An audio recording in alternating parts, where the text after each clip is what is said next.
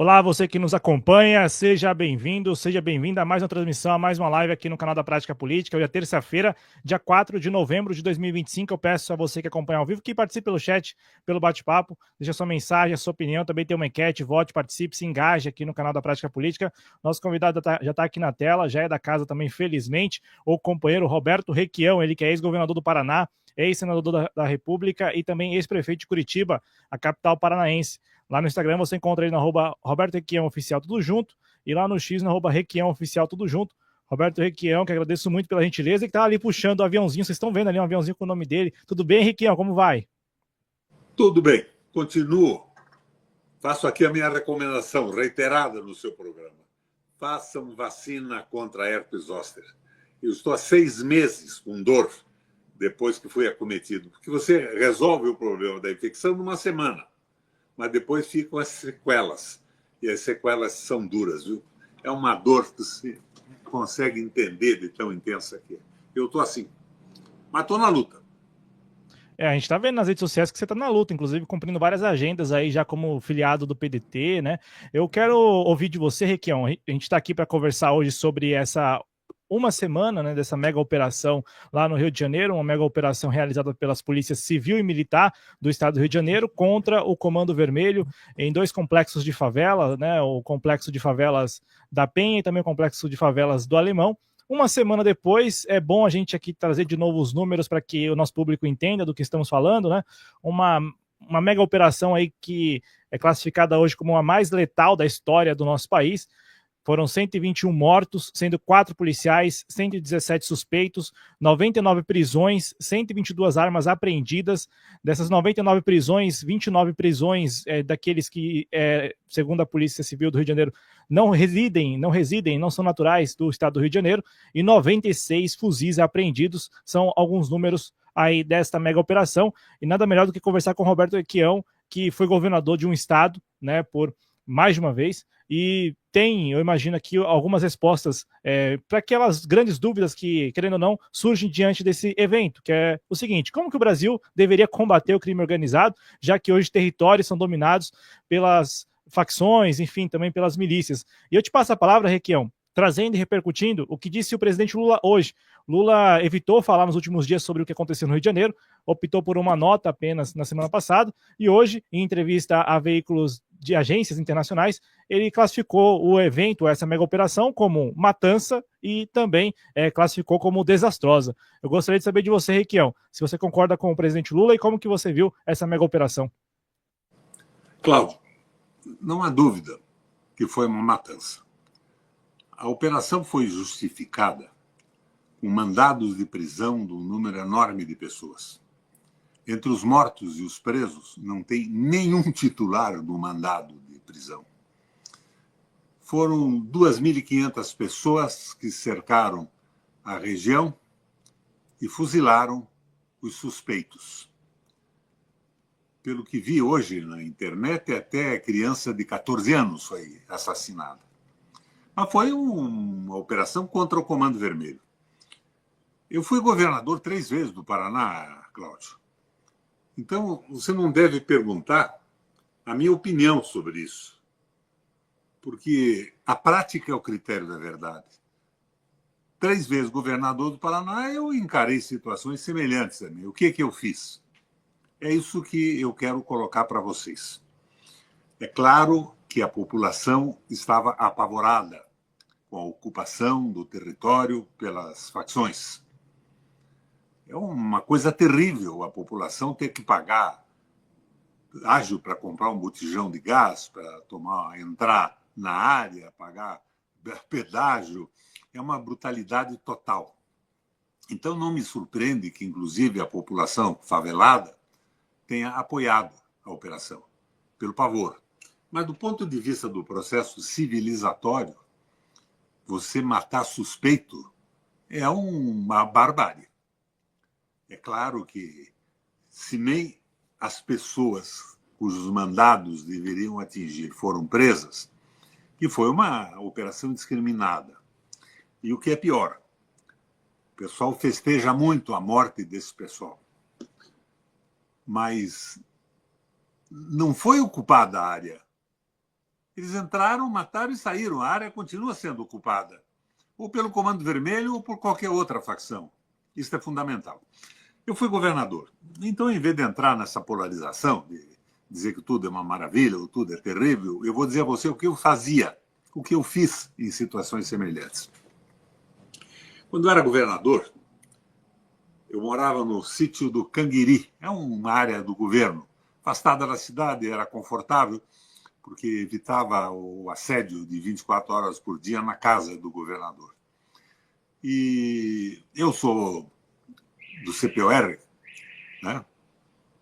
Sabe o que é CPOR, né? Oficiais do Exército Brasileiro. Eu fiz cavalaria, eu adoro cavalos e montaria. E eu montava cavalo naquela área. E ali, na área que é o começo da estrada de Curitiba para São Paulo, tem ali o Clube Santa Mônica, que é conhecido por todo mundo aqui, um pouco antes, tinha a Vila Zumbi. A Vila Zumbi era o espaço mais violento de Curitiba e do Paraná. Mortandade, violência, banditismo, crimes. E eu andava a cavalo por ali.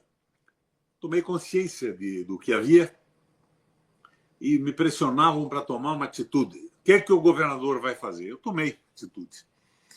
A região era uma região facilmente inundável. O pessoal que morava ali, quando tinha uma chuva muito forte e os córregos extravasavam, ficava debaixo d'água uma boa parte. Terrível. Não tinha moradia, não tinha casa, não tinha presença do Estado.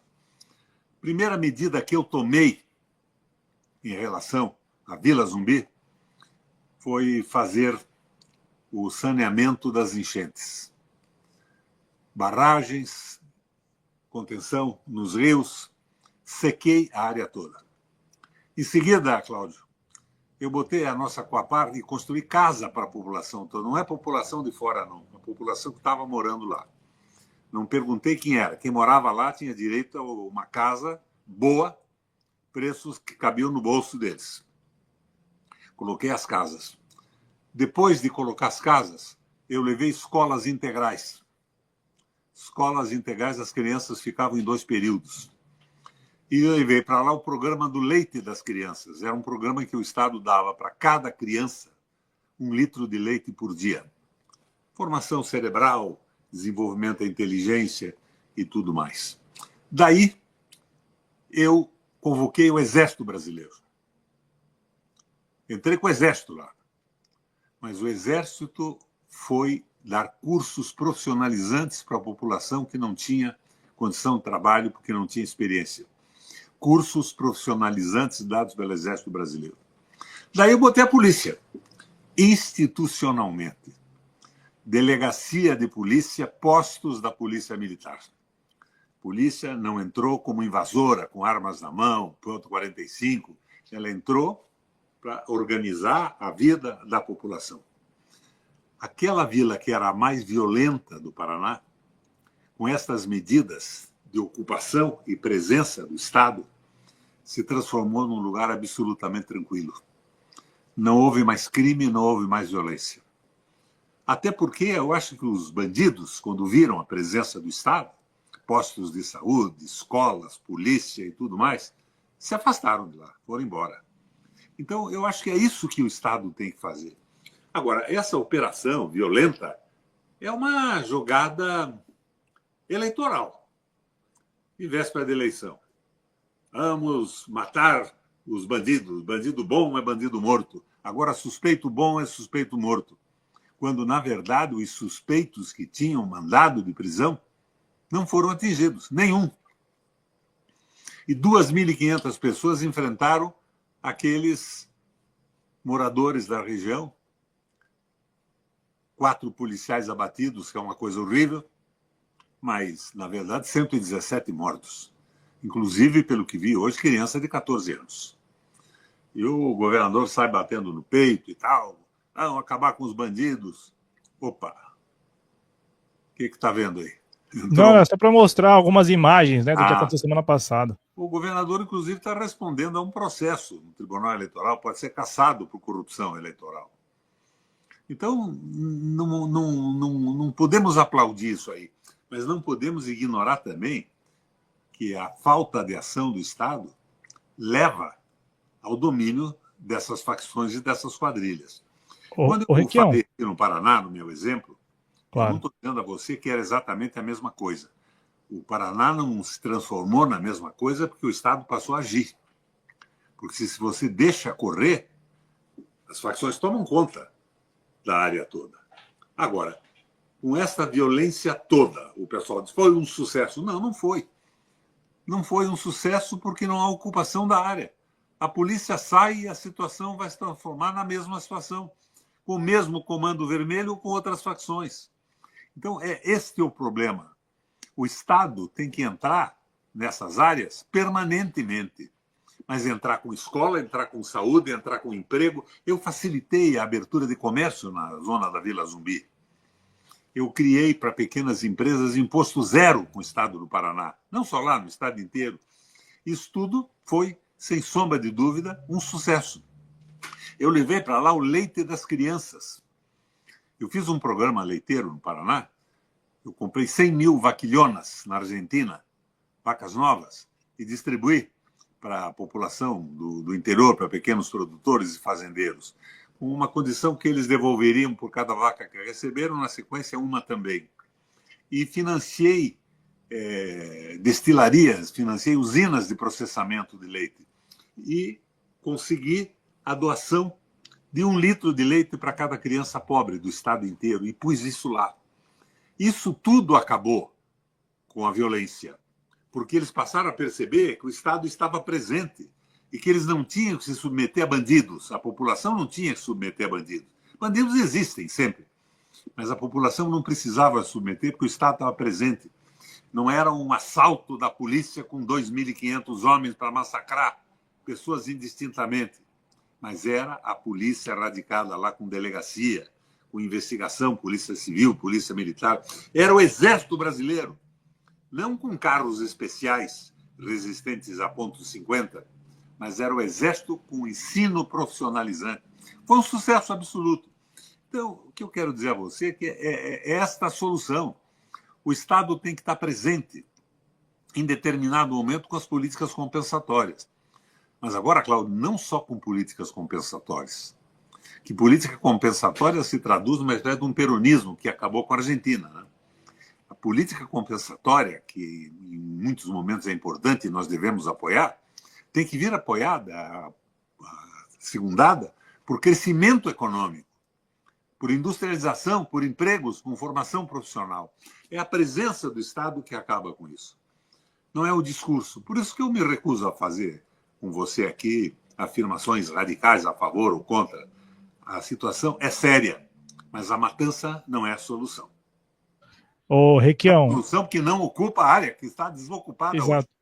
Não, eu acho que esse é o grande ponto, Requião. Uma semana depois, não tem um carro de polícia, da Polícia Militar do Rio de Janeiro, da Polícia Civil, ocupando esse território. Não tem nada. Eles fizeram a operação na terça-feira passada e não conseguiram, não quiseram, não buscaram ocupar aquele território. E aí, você traz um exemplo aqui para nós, da Vila Zumbi, em Curitiba. Eu tenho até aqui uma manchete de 2009, eu vou compartilhar com o público para deixar isso também registrado aqui, né, da Gazeta do Povo. Está aqui, né, na Vila Zumbi, um exemplo de melhoria. A urbanização e programas sociais reduziram o número de assassinatos em área pobre da região metropolitana. Eu gostaria que você falasse um pouco mais sobre esse projeto e, claro, diante do desafio hoje, que é, ou que seria, retomar os territórios lá no Rio de Janeiro, tem aqui um outro dado, acho que esse mapa aqui eu mostrei ontem aqui no canal e vou mostrar novamente para o público. É um mapa que deveria envergonhar todos nós, né, brasileiros, porque a gente está falando aqui de um mapa de um território, portanto, da cidade do Rio de Janeiro, só que com várias marcações coloridas, né, na cor azul, na cor verde, na cor vermelha, que corresponde, a cada uma dessas cores, corresponde ao comando vermelho, ao terceiro comando puro, ao amigo dos amigos, à milícia, ou seja, uma capital brasileira, uma capital de um estado brasileiro com áreas, né, vastas áreas dominadas aí pelo crime organizado, seja ele o narcotráfico, seja ele as milícias. E aí eu pergunto a você, Requião, um tópico que você bateu muito ao longo desse ano de 2025, tem batido bastante também nesse governo Lula, é a questão do arcabouço fiscal. E até agora não tem nada que indique que o governo federal ou o governo estadual estaria disposto a investir mesmo, porque imagino que custe, né, que tenha uma despesa que, no caso, precisa também despender recursos públicos para poder fazer programas como este que você citou, esse exemplo da Vila Zumbi. Diante desse desafio, o que você imagina, o que você espera, o que é possível fazer com a trava do arcabouço fiscal, com a agenda neoliberal em prática, em que esse discurso, essa conversa de mais investimento, de mais escolas, de mais aparelho social, isso parece ficar em segundo plano? Deixa eu dar para você mais um perfil do que eu fiz aqui. O Paraná, no meu governo, tinha uma polícia muito boa, tanto a civil como militar. Quando eu digo boa, não digo perfeita. Como também não é do Rio de Janeiro. Esse pessoal que matou 70 e poucos moradores da região também era mais atrás a responsável pela morte da Marielle. A responsabilidade era do comandante da Polícia Civil do Rio de Janeiro. Então, esse é um problema. Eu enfrentei a corrupção na Polícia do Paraná desde o primeiro dia de governo. Eu botei na rua um bando de delegados à época. Fiquei com os bons, fiz concurso, botei gente nova. Eu verifiquei logo de início que os policiais militares que deviam combater os criminosos das zonas abandonadas moravam nas zonas abandonadas. A família deles morava lá, a mãe, os filhos e tudo mais. Não tinha condição de sobrevivência. Eu acabei com a limitação de crescimento profissional dos policiais militares. Eu viabilizei um processo que o soldado podia subir na hierarquia estudando. Um curso universitário, não era só a escola de polícia que viabilizava o oficialado. E eu vi que eles não ganhavam nada. Eu dei uma levantada brutal no salário deles. Enorme mesmo. Em cima estava bom. Mantive. Não queria que ficasse pior. E levantei o salário dos policiais. Então, essa intervenção na polícia é fundamental. De repente, eu vejo que a polícia do Rio de Janeiro é considerada santa. Só tivemos 4 vítimas. O resto tudo era bandido. Suspeito bom é suspeito morto. Isso é uma barbárie. É uma estupidez. A polícia tem que ser administrada de uma forma mais clara também. E quero insistir, não foi o delegado-chefe da Polícia Civil do Rio de Janeiro o responsável pela morte da Marielle? Não é o que os inquéritos dizem até hoje? Então, você veja, precisa ter presença do Estado, precisa ter uma transparência maior, mas tem que ter a presença do Estado dando possibilidade de educação, de alimentação, de crescimento intelectual, de escolas integrais, como queria o Brizola e como eu fiz no Paraná inteiro. É essa a solução, não é mágica. Não é mágica, porque você não ocupa o terreno depois de uma brutalidade, de uma matança dessa. O Lula demorou para falar, mas falou o que tinha que falar. Nenhum reparo ao que ele disse hoje, né? Nenhum reparo. Foi uma matança. E a presença do Estado se dá de uma forma completa. É emprego, educação. Aqui no Paraná, eu criei o salário mínimo mais alto do Brasil por lei. Acabei com a miséria absoluta do salário mínimo. Levantei o salário da polícia. Intervi na Polícia Civil e na Polícia Militar, tirando o pessoal corrompido ao longo de décadas de abandono. E nós temos uma polícia porreta no Paraná hoje. Quando eu fui governador, as matanças e confrontos com o MST acabaram. O que eu fiz com o MST? O pessoal que queria, como quer, terra para trabalhar. É claro que deve haver muitas distorções no meio disso. Deve haver muito bandido, como tem bandido no Congresso Nacional, nas câmaras municipais, nas assembleias legislativas, na estrutura federal. Mas eu dei condição às pessoas de conversarem. Eu reuni todas as lideranças do movimento de Sem Terra na sede do batalhão da Polícia Militar em Curitiba no fim de semana, com todos os oficiais maiores da Polícia Militar, para eles conversarem, eles perceberem que o que aquele pessoal queria era trabalho, emprego, possibilidade de sobreviver com a família, de produzir na terra. Isso me foi inspirado por uma conversa que eu tive um dia com um tenente da polícia, que depois acabou coronel, até foi comandante aqui agora, recentemente, do sistema da Prefeitura Municipal de Segurança. Ele me disse o seguinte: Requião, eu fui mandado para um acampamento do MST e nós entramos derrubando tudo. E eu achava, porque tinham me dito isso, que era um bando de cubanos revolucionários que estavam lá para matar os trabalhadores, ocupar a terra produtiva, aquela coisa toda. Então, de repente, eu chutei um pau de barraca, a lona caiu e, com a metralhadora na mão, me deparei com uma mulher amamentando uma criança e 2 crianças do lado. Então, me dizia esse oficial Requião, isso não é possível. Não são nossos inimigos, tem que ter solução para isso. Isso me inspirou de fazer a reunião sob todo o comando, primeiro e segundo instância da Polícia Militar, com as lideranças do MST. Nunca mais houve confronto armado no Paraná. Tudo foi negociado. Nós levamos para acampamentos definitivos que produziam financiamento, equipamento, agrônomos e tudo mais. E acabou a violência de uma forma absoluta. Eu lembro, ontem eu estava almoçando num clube em Curitiba, domingo, né? Não foi ontem, antes de ontem. E apareceu um rapaz lá e me disse: olha, Ricão, eu sou filho do Cussuru, do Moacir Correia Filho, teu colega de faculdade. Daí eu lembrei. Meu colega da faculdade de Direito, eu era governador, e um dia ele me liga: Requião, eu tenho uma fazenda aqui que foi invadida pelo MST. Produtiva. É a única coisa que nós temos. O que você pode fazer? Mandar a polícia e tal? Se não, deixa para mim. Eu liguei para o pessoal do MST e disse: vão lá na fazenda. O Moacir Correia Filho, que é o herdeiro, casou com a filha do dono, me disse que a fazenda é produtiva, ele tem relação boa com os trabalhadores, inclusive com o MST. Se isso for verdade, vocês façam o que eu estou pedindo, se retirem de lá. No dia seguinte não tinha mais ninguém na fazenda invadida. Conversa. Mas por quê? Porque o pessoal do MST sabia que o governo estava preocupado com eles também. Com emprego, com terra, com possibilidade de produção, com apoio agronômico. Então, a presença do Estado é isso, não é violência. E essa matança é injustificável. E a matança é uma jogada eleitoral do governador que pode amanhã ou depois ser cassado por corrupção eleitoral. É o que se anuncia por aí. Não estou acompanhando de perto isso. Mas tem que acabar com isso. A presença do Estado é importante. Mas não só política compensatória, como estamos fazendo. O Lula tem políticas compensatórias maravilhosas. Eu acho que eu sou favorável a isso. Mas não é o que resolve. Na Argentina, o Perón fazia isso. Mas esqueceu do crescimento econômico. Os ricos ficaram cada vez mais ricos e, de repente, o peronismo compensatório acabou. Está na mão do doido do Milei.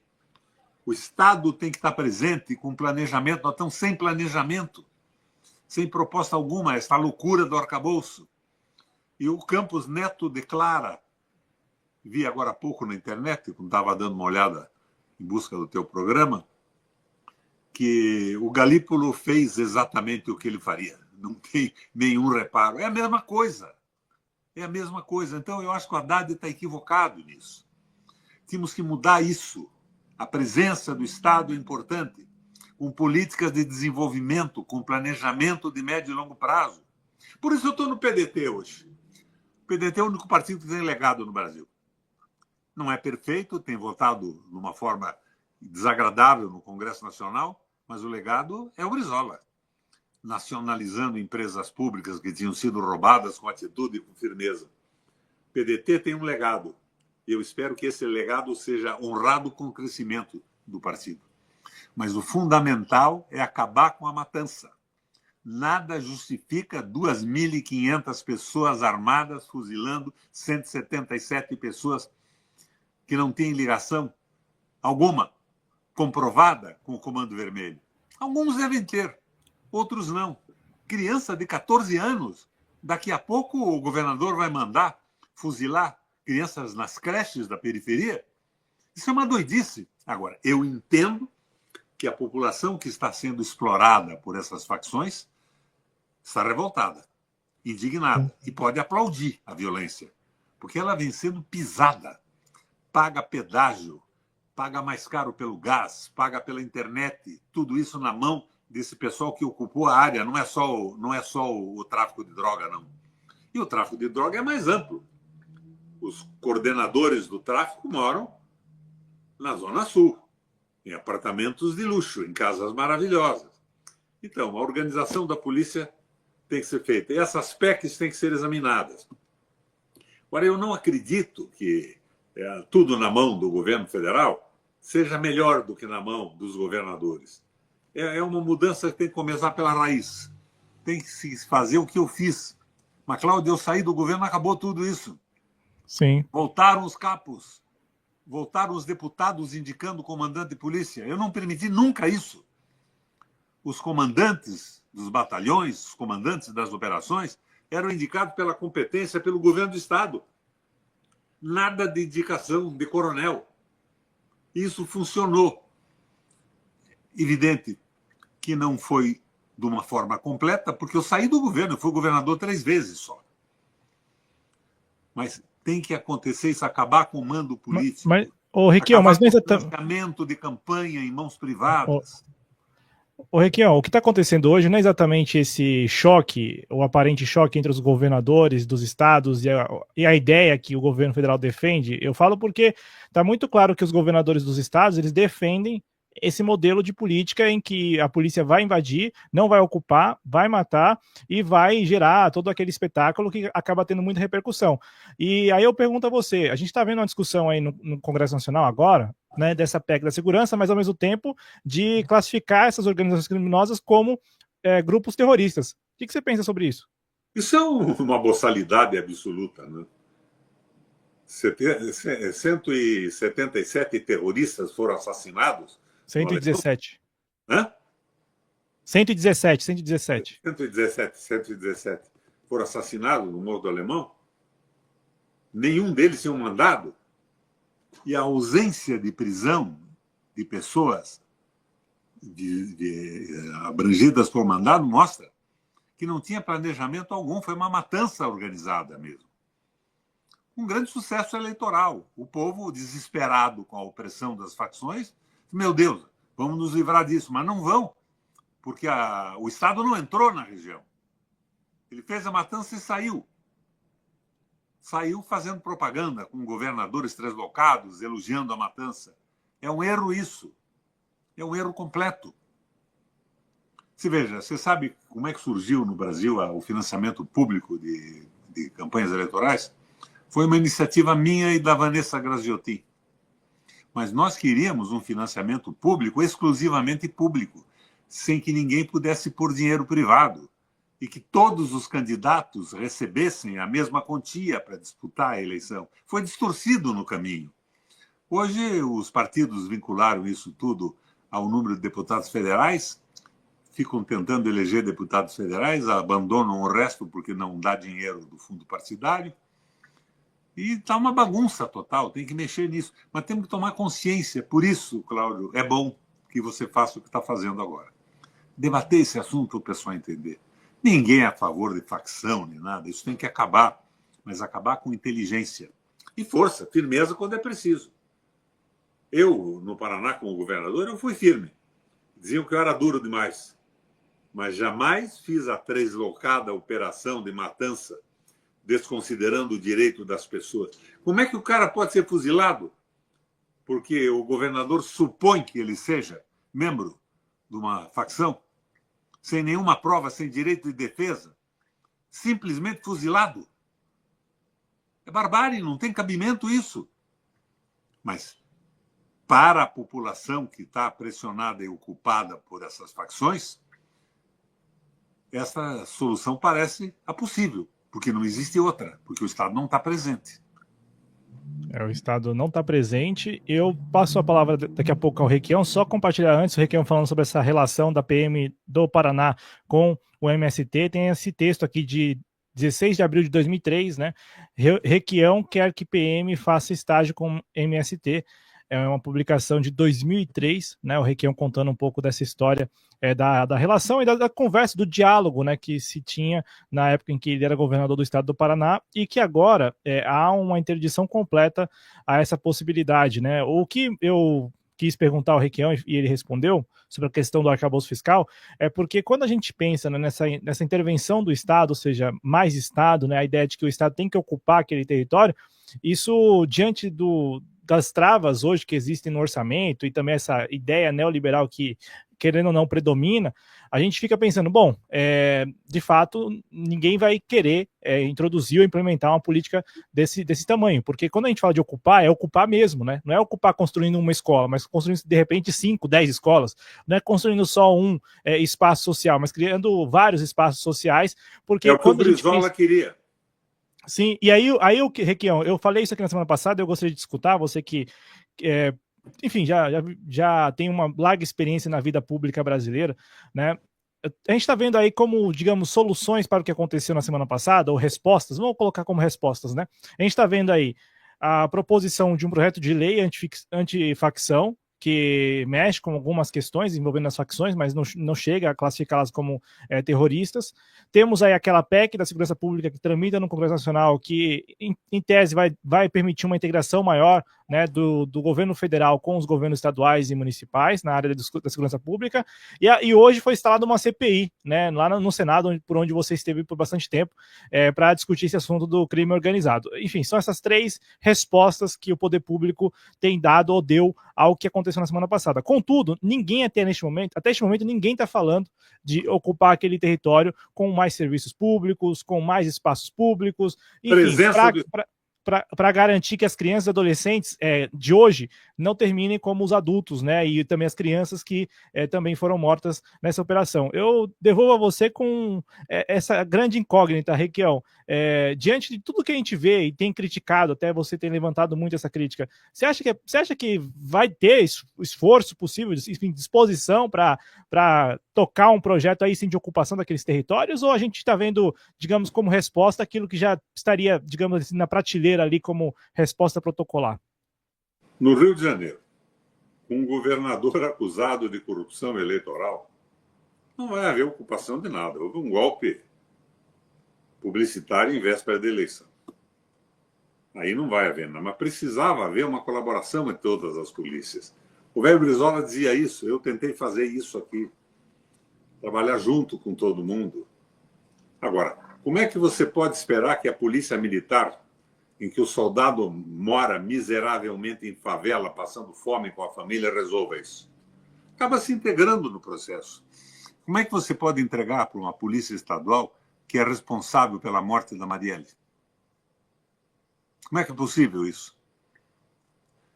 E a influência dessa política mercantil na eleição dos comandos, das promoções e tudo mais, tem que diminuir um pouco isso. Eu não digo estabelecer um poder corporativo que é tão ruim quanto todo o resto, mas tem que estabelecer uma autonomia transparente para a polícia poder funcionar. Agora, colaboração em todas as instâncias. Não acho que dando o poder para o governo federal vai resolver isso. Agora, a colaboração tem que haver. Tem que haver. Eu não acho, eu vejo a pressão aqui no governo do Lula em outros setores, por exemplo. A Copel do Paraná foi vendida. Quem é que apoiou a venda da Copel, Cláudio? Quem é que apoiou? Governo Federal, o BNDES. A Sanepar está sendo vendida. Quem é que inventou o PPI? A parceria internacional que está privatizando a nossa melhor companhia de água do Brasil. O governo federal. Quem é que deixou vender o Porto de Paranaguá? Que eram as minhas brigas, isso me levou ao governo do Estado. Isso deu sentido à minha vida política. Acabou tudo. Então, nós não podemos também endeusar a possibilidade da federalização, porque a estrutura do governo federal tem problemas como tem a estrutura dos estados. Agora, a conversa dos governadores hoje é terrível. Eles estão fazendo campanha eleitoral. Estão fazendo. E do jeito que se viu também, a Globo agora passou a claramente apoiar o massacre.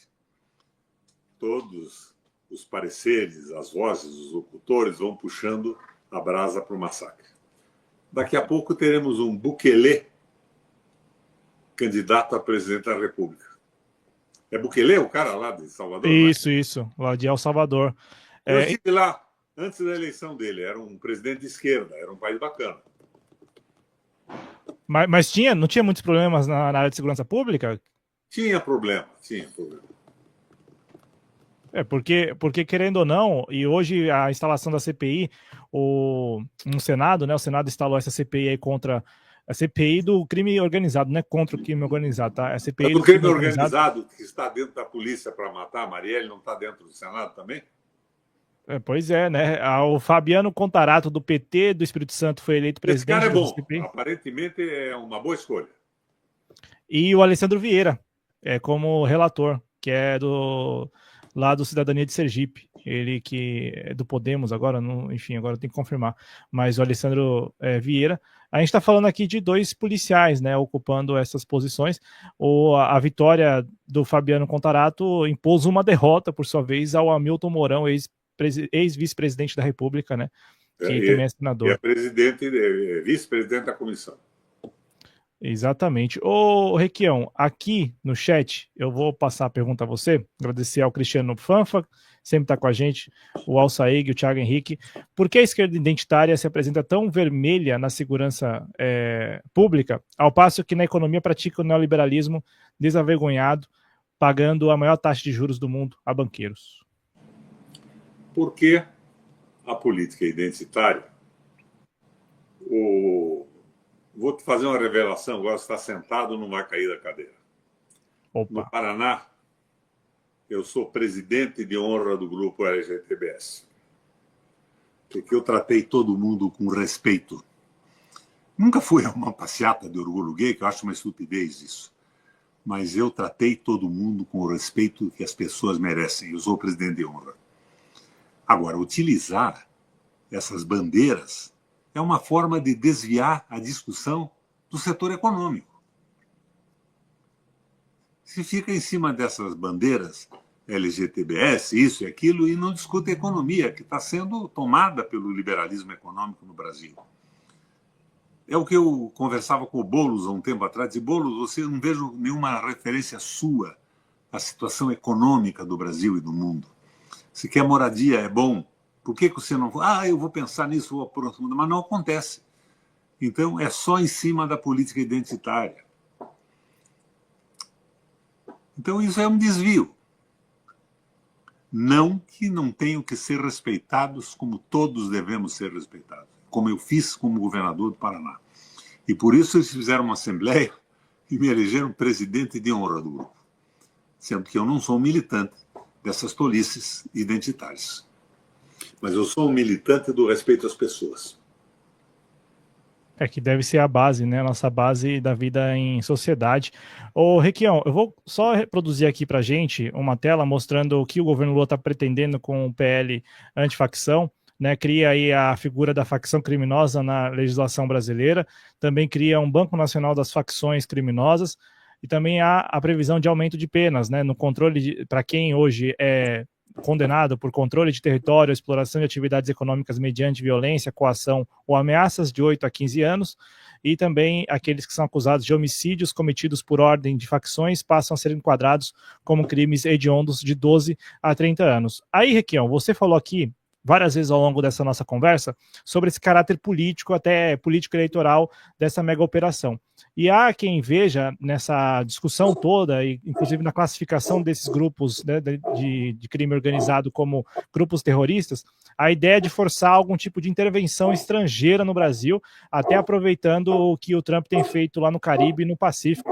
Eu passo a palavra a você, se você enxerga essa possibilidade, pelo menos esse pano de fundo, a partir dessa discussão. Sem sombra de dúvida, sem sombra de dúvida. Agora, esse negócio de aumentar a pena,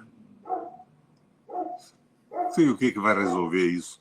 Isso é mais uma jogada publicitária também. Aumentar a pena. E a limpeza interna das polícias? Tem que ser feitas. Aqui no Paraná fizemos nós. Então, eu acho que isso tudo é muita conversa. Não falta ação. A prática é o critério da verdade. Não adianta aumentar a pena se ninguém vai preso. Não adianta aumentar a pena se o governador que está sendo processado por corrupção eleitoral é o mandante do massacre. E aí, com a coincidência, né? Desculpa me alongar aqui, mas a coincidência de que a operação ocorre uma semana antes, como começou hoje o julgamento lá dos recursos, né, contra a cassação do mandato de Cláudio Castro, ele que é o governador do estado do Rio de Janeiro. O Requião, para a gente ir encerrando, agradecendo muito a gentileza sua de sempre aqui com o canal da Prática Política, tem uma questão que tem a ver com mais a sua vida política partidária, que é essa filiação ao PDT, e também a notícia de que saiu hoje, inclusive, a notícia de uma possível, não digo, foi a expressão que utilizaram lá no Metrópolis, de reconciliação, né, com o Partido dos Trabalhadores aí no Paraná, pensando na disputa contra Sérgio Moro no ano que vem, essa disputa eleitoral aí no estado paranaense. Eu te passo a palavra para repercutir também essa matéria, o que você pode nos contar, o que é possível nos contar com tanta antecedência também, aquilo que é possível compartilhar com o nosso público, com a nossa comunidade, Requião. Tudo é possível compartilhar. Política tem que ser feita com clareza.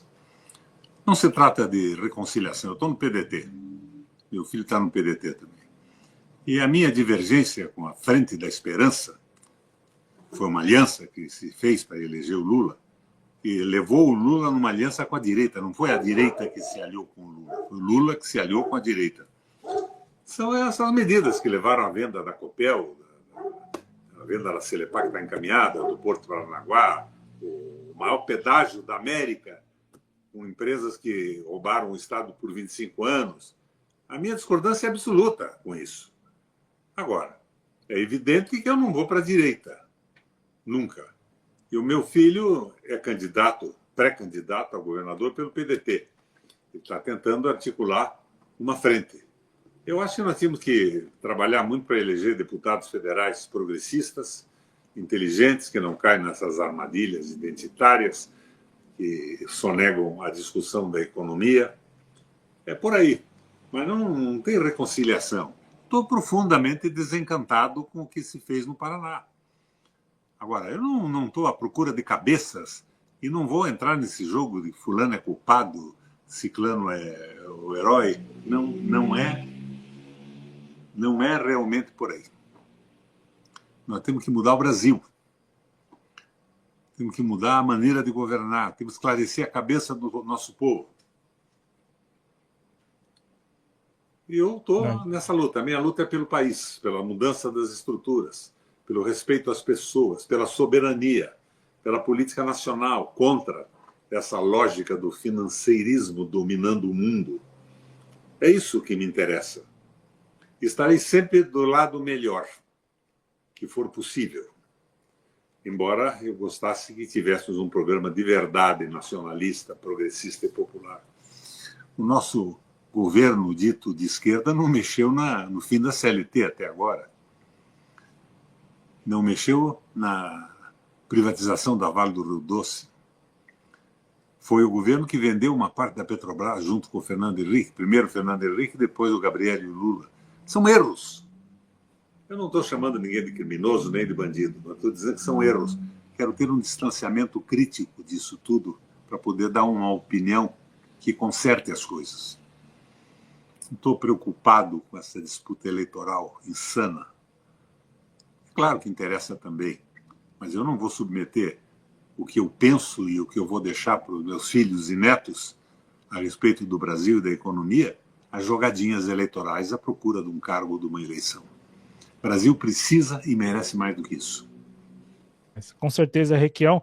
Agradeço muito sempre a gentileza sua com o canal da Prática Política. A nota à disposição, Roberto Requião, ex-governador do Paraná e também ex-senador da República. Muito obrigado, Requião. Valeu. Olha, você me surpreendeu levantando aqueles dados antigos sobre as políticas de segurança que eu realizei no Paraná. O encontro das lideranças do MST com a polícia militar acabou aquele ódio pessoal. A coisa tinha que ser discutida. Vocês não podem fazer isso. Essa terra é produtiva, está produzindo, não pode ser invadida. Acabou aquela história da polícia atirar porque achava que eram prepostos do governo revolucionário de Cuba para tomar tudo de quem tinha alguma coisa. Acabou isso no Paraná, na época em que eu fui governador. Hoje nós não temos um governo, nós temos um rato mandando no Estado. E o pior é que tem um nome de rato, né? Ainda tem isso, né? Não poderia ser mais claro e mais explícito que isso, né, Requião? Você veja, durante a campanha tentaram me processar porque eu chamava ele de rato. Daí eu expliquei à Justiça Eleitoral que eu estava dando um upgrade nele, que chamava ele de ratinho. Então, o depreciação seria chamá-lo de camundongo. Quando eu chamei de rato, eu levantei o status social dele. E a Justiça Eleitoral entendeu isso e mandou o ratinho plantar batata. Que ótimo, e no ano que vem então chame de ratão, né? Que aí é o superlativo já de rato. É o pai. Não, aí é o pai, né? Aí já é o pai, é verdade. Pode ter essa confusão, né? Roberto Requião, muito obrigado sempre pela conversa, viu? Um abraço a você. Veja, é possível governar com seriedade. Agora, bater palma para massacre, não. Embora, na cabeça da população oprimida pelas facções, isso pareça uma solução, porque o Estado e a esquerda não oferecem outra. Conversa mole não resolve nada. Não mesmo, e como diz você sempre, né, Requião? A prática... É o critério. Fala aí. É o critério da verdade. Então, tá aí quando a gente fala, né, com quem entende, tanto é que foi tão fácil, foi muito fácil encontrar aqui as manchetes, enfim, atestando aquilo que o Roberto Requião estava falando e compartilhando aqui das histórias dele enquanto governador do estado do Paraná. Se eu não tivesse feito nada, o que eu podia dizer a você? Pois é. 3 vezes governador, uma ausência total nas políticas sérias, eu tinha que me esconder. Não podia aparecer aqui com a minha cabeleira branca conversando com você. Verdade, verdade. Requião, agradeço muito, viu? O canal está à disposição, companheiro. Um abraço. Vamos encerrar aqui, gente. Eu quero agradecer também a todos e todas que participaram ao vivo. Vou ficar mais um pouquinho aqui só para poder repercutir não, para compartilhar o vídeo da fala do presidente Lula hoje, né? O presidente Lula que esperou aí uma semana para ele se manifestar publicamente. Ele já tinha soltado uma nota e tal, mas para ele falar sobre o que aconteceu na terça-feira, 28 de outubro, lá no Rio de Janeiro, lá no Complexo da Penha e também no Complexo do Alemão, no Rio de Janeiro. A gente vai assistir juntos aqui o que disse o Lula para deixar registrado nesse vídeo também. Dessa investigação. Nós, inclusive, estamos tentando ver se é possível os legistas da Polícia Federal participarem do processo, sabe, de investigação da morte, como é que foi feito. Vamos ver se a gente consegue fazer essa investigação, porque a decisão do juiz era uma ordem de prisão, não tinha uma ordem de matança, e houve a matança. Sabe, eu acho que é importante a gente verificar em que condições ela se deu. O dado concreto é que a operação, do ponto de vista da quantidade de mortes, as pessoas podem considerar um sucesso, mas do ponto de vista da ação do Estado, eu acho que ela foi desastrosa. Tá, então, a classificação do presidente Lula chamando a mega operação de desastrosa e também falando da matança, até porque os números, eles são estes, né, que tá na tela para vocês aí, né, são 121 mortes, 4 policiais, 117 suspeitos, 99 prisões, 29 dessas prisões, né, de presos de fora do Rio de Janeiro, 122 armas apreendidas, 196 fuzis apreendidos. Segundo a Polícia Civil do Estado do Rio de Janeiro, 59 tinham mandado de prisão, né, mas eles não estavam no mandado ou nos mandados de prisão que a polícia foi cumprir. Essas pessoas tinham algum mandado de prisão pendente, tá? 97 apresentavam históricos criminais relevantes na avaliação da Polícia Civil do Rio de Janeiro. Também o dado de que 17 não tinham um histórico criminal, segundo a Polícia Civil do Rio de Janeiro, dos quais 12 apresentaram indícios de participação no tráfico em suas redes sociais, o que não é prova alguma, né? E como eu falei isso ontem, vou repetir aqui, o presidente Lula, quando ele fala da matança, e também quando ele fala que o juiz não expediu ali nenhuma ordem de matar, né, no caso foi uma ordem, um mandado de prisão, é porque nós vivemos num sistema capitalista, e no sistema capitalista, gostemos ou não, para a pessoa ser condenada a algo, ela precisa seguir todo o devido processo legal, ou seja, tem que ser acusada, depois condenada, posteriormente presa e por aí vai, né? Aqui, de alguma forma, de nenhuma forma aqui, diminuindo e subestimando a operação em si, né? As imagens que eu vi, né, dos intensos tiroteios, da maneira como também as forças policiais foram recebidas naqueles territórios, né? Então, não quero aqui subestimar, não quero aqui diminuir, mas há uma coerência quando a gente olha para o sistema em que a gente vive, em que diz lá que a pessoa tem que ser acusada, condenada e só depois presa, né? Também não tem previsão de prisão perpétua e muito menos de pena de morte. Então, não tem para onde fugir, gente. O sistema é esse, o sistema capitalista que a gente vive, né? Eu quero passar aqui no chat para registrar as participações. Só antes disso, mostrar para vocês também, eu compartilhei ontem aqui no canal e vou mostrar de novo esse documento, que foi o documento que o governo do estado do Rio de Janeiro elaborou esse documento. Deixa eu só abrir aqui para ver se a gente consegue colocar em tela cheia. Deixa eu ver se eu consigo colocar em tela cheia. Pronto, agora sim. O governo do estado do Rio de Janeiro elaborou um documento, né? Um documento que foi apresentado ao Alexandre de Moraes, ministro do STF e também relator da ADPF, que cuida desse tema das operações policiais em comunidades e favelas. E aí, bom, tá aqui, né? Tá muito claro, acho que tá visível para vocês aí, né? Enfim, são dados que mostram que a operação não foi o sucesso que o governo do estado do Rio de Janeiro está falando, né? Vamos lá, drogas apreendidas, aproximadamente 22 quilos de cocaína e 2 toneladas de maconha. A polícia entrou lá, realizou a operação, 2.500 agentes envolvidos e tal, para terminar apreendendo aí 22 quilos de cocaína e 2 toneladas de maconha. Aí você pode falar, mas são 2 toneladas de maconha, muita coisa e tal. Bom, pegou 22 quilos de cocaína, né, que, convenhamos, das duas drogas ali tem um peso muito maior, né, cocaína do que maconha. Vamos mostrar aqui também para vocês,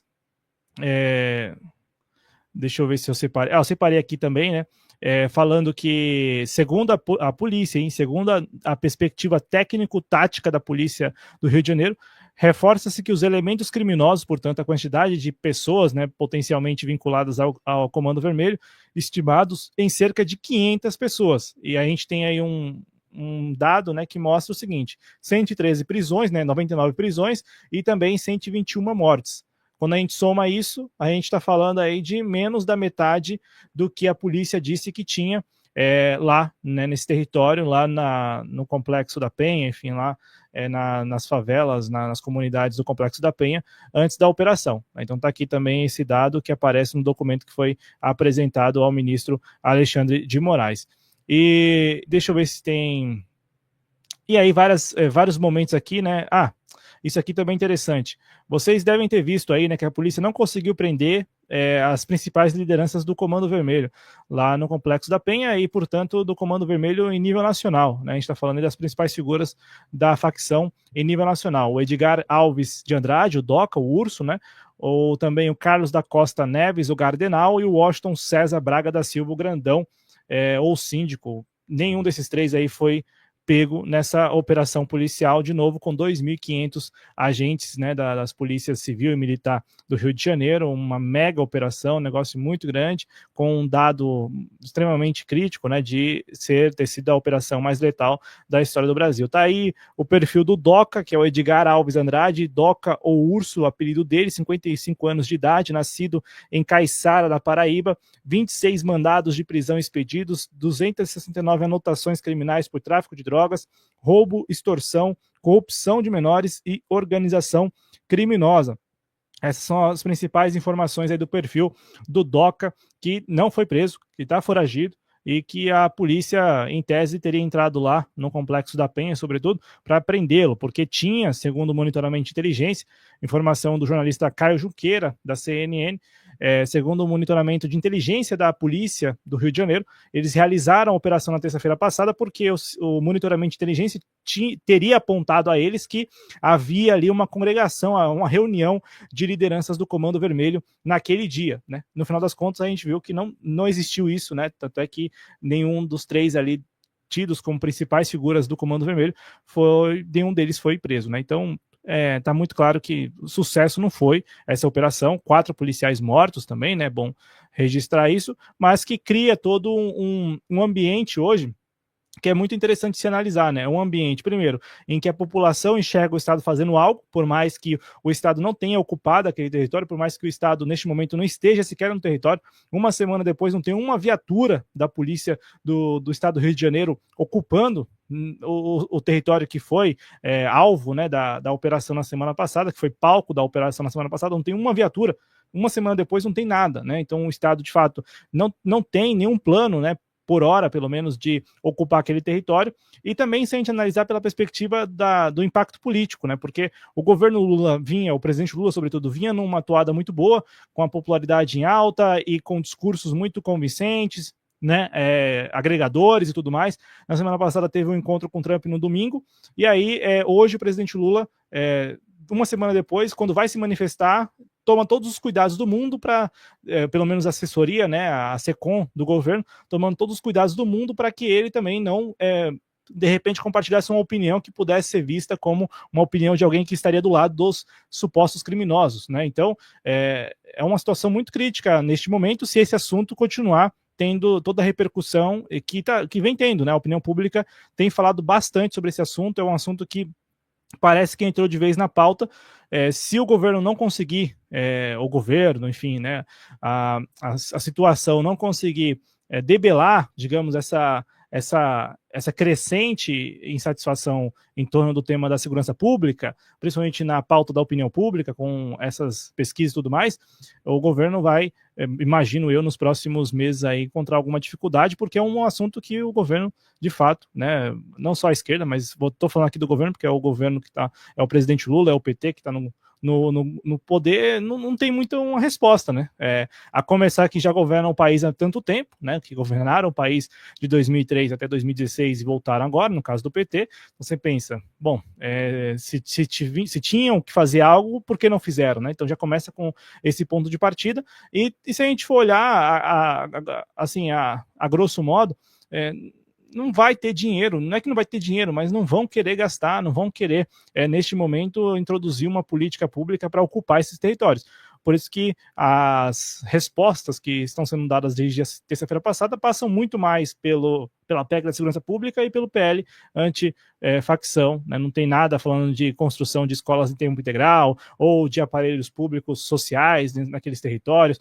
Não tem nada disso, porque com o arcabouço fiscal, dificilmente o governo federal vai garantir recursos para algo dessa dimensão ou dessa monta, né? O governo tem até um programa lá de urbanização de favelas, anunciou recentemente que as favelas do Brasil passaram a ter o CEP, né? O CEP próprio ali, mas a gente olha para as imagens de terça-feira passada dos becos, das escadarias, ou seja, ali, se for para ocupar aquele território, o Estado ocupar o território para além da polícia, o Estado vai gastar muito recurso público, né? E eu sou super favorável a isso, mas com o arcabouço fiscal e com todo esse debate, essa discussão, enfim, essa pressão aí de que tem que cumprir o resultado primário nesse ano, no ano que vem e tudo mais, eu acho bem provável que o governo vá, de fato, falar o seguinte: vamos ocupar aquele território para ontem, né? E ocupar o território é gastar dinheiro.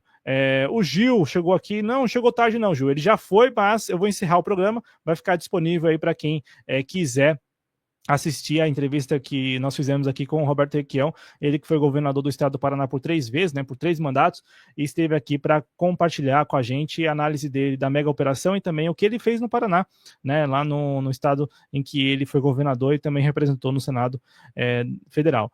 Enquanto isso, o príncipe William lava a imagem da podre monarquia inglesa no Rio de Janeiro, via agenda ecocapitalista. A farra do ecocolonialismo segue a todo em Belém.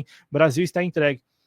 O Martial falou da COP, e eu, pelo que eu estava vendo no noticiário hoje, todo mundo voltado já para falar da COP lá em Belém e tal, né? Eu imagino que tenha muito contrato aí de publicidade por trás para, claro, né, dar muita evidência e repercussão ao que vai acontecer lá na COP em Belém.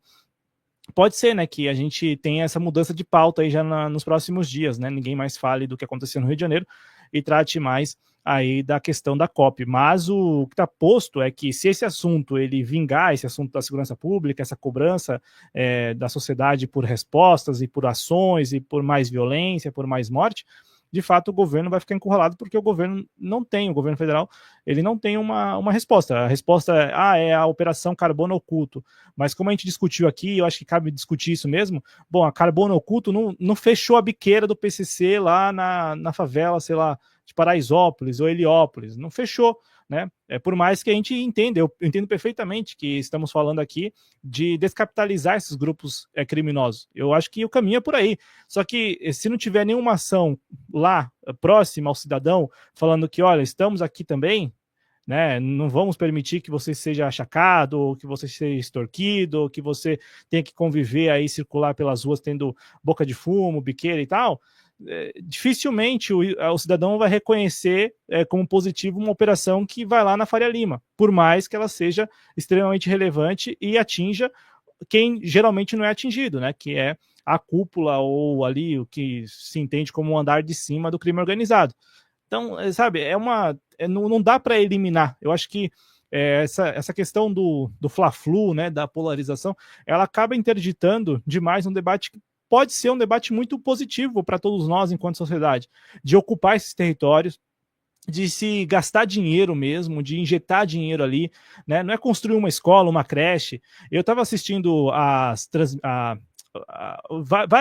vários não, né?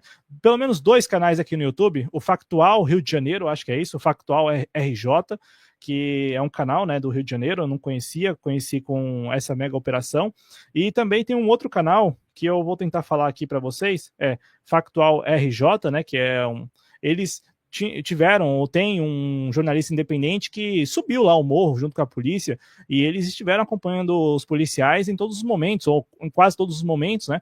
Eles estiveram lá no Complexo da Penha, eles subiram junto com os policiais, então tem o Factual RJ, mas também tem um outro canal que é de um jornalista independente. O vídeo tem mais de 3 milhões de visualizações. Deixa eu ver se eu consigo pegar aqui. Tem mais de 3 milhões de visualizações o vídeo. E aqui, né, é o César Salles, mais de 5 milhões de visualizações, quase 6 milhões de visualizações o vídeo dele, mostrando também, né, a operação, né, ele acompanhou os policiais civis, então Factual RJ e também o canal do César Salles, né, jornalistas independentes que acompanharam parte da operação. E eles trafegaram junto com os policiais em vários becos, em várias vielas, em várias escadarias do Complexo da Penha. Eu não conheço, nunca fui ao Rio de Janeiro, não faço ideia. Não fazia ideia, inclusive, das barricadas, né? Não sabia disso, dessa realidade. Tinha lido sobre as barricadas, mas não tinha visto uma barricada como eu vi nas transmissões, nas gravações que eles fizeram, mostrando as barricadas chumbadas, né, no asfalto, né? Não é um negócio provisório, é um negócio permanente, né? Eles vão lá, chumbam aquelas barras de ferro e imagino que aí eles controlem o fluxo, né, de quem está entrando e quem está saindo naqueles territórios, naquelas áreas dominadas. Mas eles mostram muito bem como que é, ou como que é, né, o Complexo da Penha e tal, como são os morros, ou como é o morro em si. E eu não vi uma escola, sabe? Eu não vi uma escola por perto, não vi muito menos um equipamento social. O que eu vi foi um estúdio de gravação eu acho que de algum cantor de funk, ou de algum grupo, ou de alguma organização, de alguma ONG vinculada, enfim, de alguma maneira que faça produções pro funk e tal, mas nada além disso, sabe? Eu não vi escola, nos vídeos não mostram. Então, é muito complicado quando você olha para aquela realidade, você vê os becos, você vê as escadarias, você vê as pessoas, imagino que em casas muito pequenas, né? Para começo de conversa, casas pequenas, minúsculas, vivendo naquelas condições e não tem nada. Se tiver um posto de saúde, mas imagino que seja mais para baixo do morro, não lá em cima no morro, ou a escola também, uma creche também, um aparelho social, não tem nada. Então, de fato, eu acho que se fosse se agora a gente estivesse discutindo isso aqui a vero, a sério mesmo, falasse, não, vamos ocupar o território, o Estado brasileiro vai ocupar o território. Depois da operação, aproveitando que a operação já foi realizada, por pior que tenha sido o resultado dela, né, por mais desastroso, como disse o Lula, que possa ter sido o resultado dessa mega operação, mas aproveitar que já aconteceu essa operação para aí sim gastar, né, gastar mesmo, abrir mão de recursos públicos e fazer um investimento pesado de urbanização, mas não é urbanização com pintura de casas, é urbanização com saneamento básico, mas principalmente com a presença do Estado. E a presença do Estado se dá, obviamente, não só com polícia, né? É com polícia também, mas com agentes sociais, com professores, com escolas, enfim, ocupar esses espaços. Quando se fala muito de Medellín, deixa-se de reconhecer que lá em Medellín eles ocuparam as comunidades com espécies de SESC, né? Eu não sei se tem em todo o Brasil, mas aqui em São Paulo tem vários SESCs, né? Várias unidades e tal, que são prédios, né? São instalações que tem várias atividades, né? Quase para todos os gostos, né? Para não falar de todos os gostos. E é isso, ocupar esses territórios com esses tipos de espaços em que as pessoas elas vão ter no contraturno, seja o estudante, mas seja também o adulto que vai trabalhar e que à noite quer fazer uma academia ou quer fazer um curso e tal, que ele tenha algo ali próximo dele. E lá em Medellín, essas espécies de SESC, né, elas funcionam quase que 24 horas, para não falar que são 24 horas. Tá falando, elas fecham muito tarde da noite, né? Encerra o expediente muito tarde da noite, começa bem cedo, que é exatamente para servir como um espaço em que há uma congregação de moradores daquela região fazendo alguma coisa, alguma atividade, né? No contraturno, que seja, enfim, né? Depois do trabalho, durante o dia.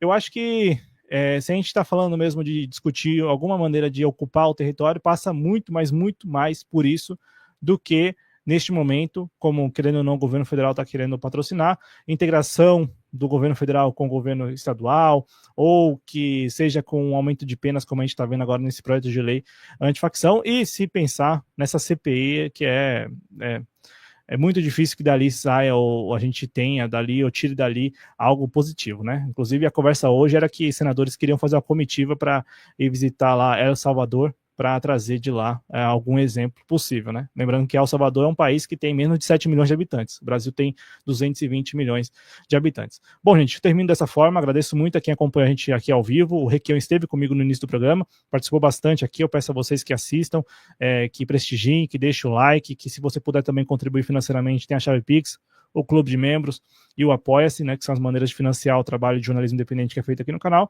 E sempre a sua opinião é muito importante, é muito válida, então deixe seu comentário. Se seu comentário está à disposição de vocês. No mais, agradeço, forte abraço, até a próxima, gente, valeu, tchau, tchau.